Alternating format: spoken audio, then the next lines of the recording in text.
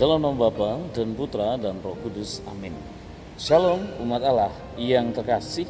Hari ini Jumat tanggal 29 Oktober 2012. Lukas 14 ayat 1 sampai 6 menjadi bahan permenungan kita. Tiga kali Yesus untuk yang ketiga kalinya Yesus pergi berkumpul atau mengunjungi sebuah rumah untuk makan, dan itu rumah orang Farisi. Dan tiga kali pula orang-orang Farisi datang. Ada yang ingin menjebaknya, ada yang ingin melihat titik lemahnya di mana, ada yang mengawasinya, jangan-jangan ia melakukan sesuatu. Nah, pada saat Yesus makan, datang seorang tamu yang tidak diundang. Seorang tamu yang tidak diundang, seorang yang menderita sakit.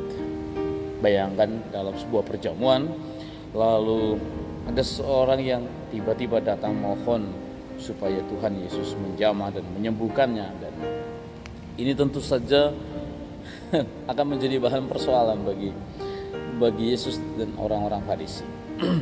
Pria ini menderita sakit busung air. Sakit busung air adalah pembengkakan pada perut yang disebabkan oleh kelebihan cairan.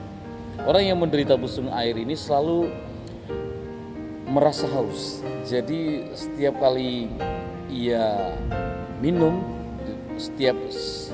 tidak lama kemudian ia merasa haus dan ingin minum lagi. Nah, jadi penyakitnya ialah ia kelebihan cairan. Tetapi ia juga kekurangan atau menderita rasa haus gitu. Nah, jadi ketika ia memuaskan rasa haus, itu sama dengan memperburuk keadaannya. Jadi betapa menderita keadaan orang ini, sehingga itu ia lalu memberanikan diri datang kepada Yesus.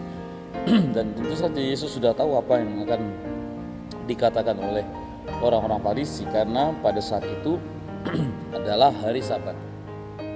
Maka Yesus mengajukan pertanyaan, apakah seseorang diperkenankan untuk menyembuhkan pada hari Sabat atau tidak diperkenankan sama sekali.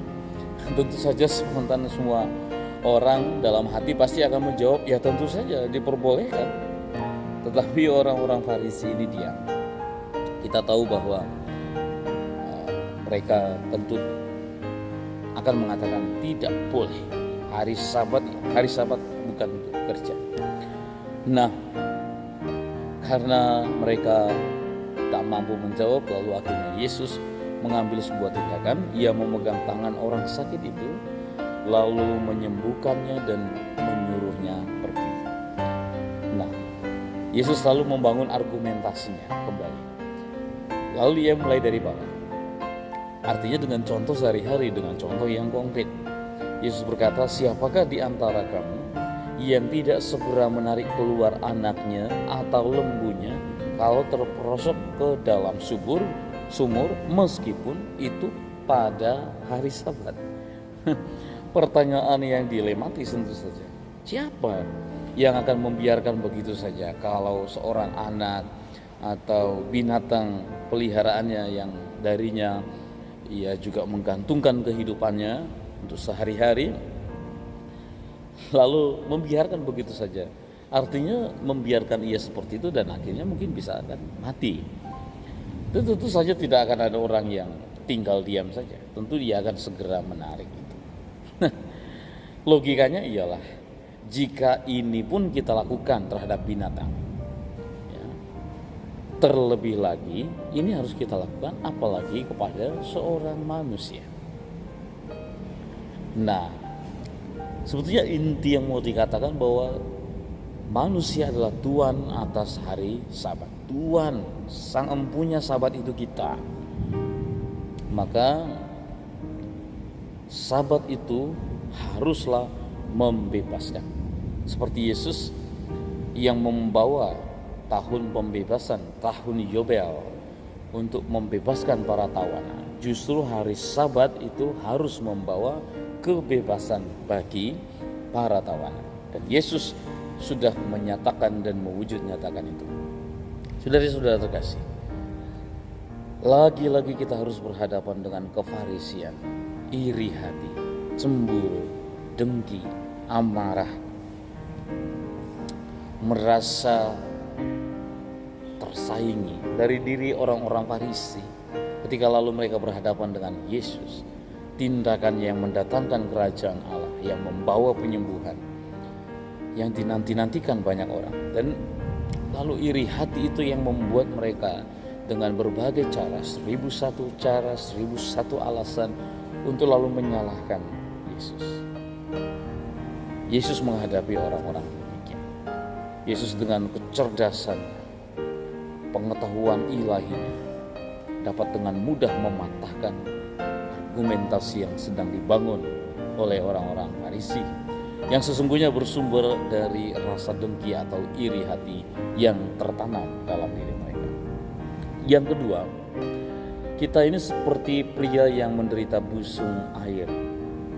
Ia begitu haus akan air, ingin air, tetapi memuaskan rasa haus itu justru hanya akan memperburuk keadaannya. Lukas menjelaskan penyakit orang ini sebagai metafora bagi keinginan yang tidak terpuaskan. Luar biasa. Ketika kita memenuhi keinginan kita, serentak dengan itu, apa yang kita peroleh itu kemudian akan lalu membuat kita terbelenggu, akan membuat kita terikat. Dan ini memperburuk keadaan rohani kita tentu saja. Bisa bahkan mematikan keadaan rohani kita ketika kita kelebihan hawa nafsu. Kita hanya mementingkan kepentingan diri kita. Yang satu terpuaskan, yang lain tidak. Maka kita harus memuaskan keinginan ini lagi, memuaskan ini. Lalu akhirnya kita justru akan menderita kelelahan. Kita akan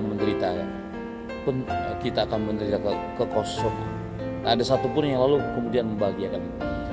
Dan dalam bahasa rohani inilah yang namanya disebut dengan perbudakan dosa. Ya. Bahwa kita diperbudak oleh setan yang selalu menggoda kita untuk memenuhi keinginan-keinginan kita. Pria ini berani datang hari ini dengan penyakitnya supaya dijamah dan disembuhkan.